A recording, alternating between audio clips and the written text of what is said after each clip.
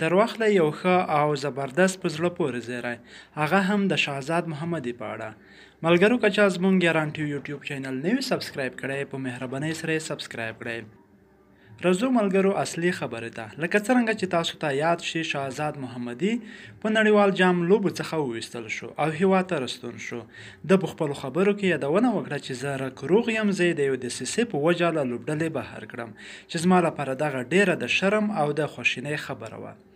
بیا شهزاد په خپلو خبرو کې رسنیو سره ویل چې زه نور کرکټ ته نه راستنیږم، خو شهزاد ته نږدې کس له یاران تلویزیون سره خبرو شریکې کړي چې زیاتوي چې ډیر ژر به شهزاد محمدي له ملي لوبډلې سره یوځای شي او لوبو کې به ته دوام ورکړي. همداشان د کرکټ بورډ رئیس عزیز الله فضلي هم په خبرو کې یادونه کړې وه چې شهزاد به هغه وخت لوبډلې ته راځي چې فټنس برابر شي. نو شهزاد محمدي وایي د هغې ورځې راپودې خوا ما وریجې او هغه خواړه چې وزن زیاتوي نه دي خوړلي.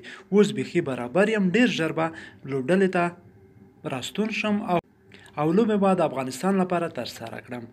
له یاران ټي وي سره اوسئ تازه جزئیاتو لپاره. تر بیا ښې شوې.